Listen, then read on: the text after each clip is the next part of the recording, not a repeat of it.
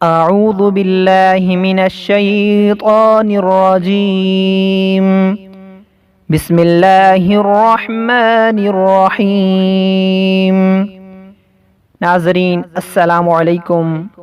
انشاءاللہ آج ہم سارے گناہوں کی بخشش کے لیے ایک بہت ہی پیارا عمل سیکھیں گے۔ حضرت ابن مسعود رضی اللہ تعالی عنہ فرماتے ہیں کہ قرآن مجید میں 2 آیتیں ایسی ہیں کہ کوئی گناہگار بھی اس کی تلاوت کرنے کے بعد استغفار پڑھے تو اس کا کوئی گناہ ایسا نہیں کہ جسے بخش نہ دیا جائے۔ وہ آیتیں کون سی ہیں؟ سب سے پہلی آیت ہے سورہ آل عمران، آیت نمبر 135۔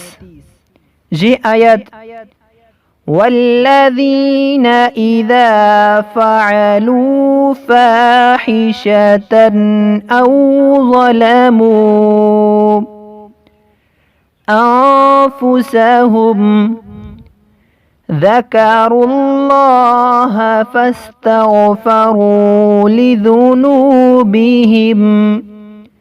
یہ سورہ آل عمران کی آیت نمبر 135۔ اس کا ترجمہ یہ ہے، اور وہ لوگ کہ جب کر بیٹھتے ہیں کوئی برائی کا کام یا ظلم اپنے آپ پر تو یاد کر لیتے ہیں اللہ کو، پھر معافی مانگتے ہیں اپنے گناہوں کی۔ دوسری آیت سورۃ النساء کی آیت نمبر 110۔ وَمَن يَعْمَلْ سُوءًا أَوْ يَظْلِمْ نَفْسَهُ ثُمَّ يَسْتَغْفِرِ اللَّهَ يَجِدِ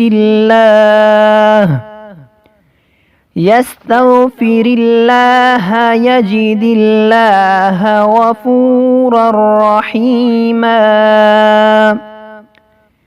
اس کا ترجمہ یہ ہے، اور جو کرے برا کام یا ظلم اپنے اوپر پھر مغفرت مانگے اللہ سے، وہ پائے گا اللہ کو، وہ بڑا بخشنے والا رحم کرنے والا ہے۔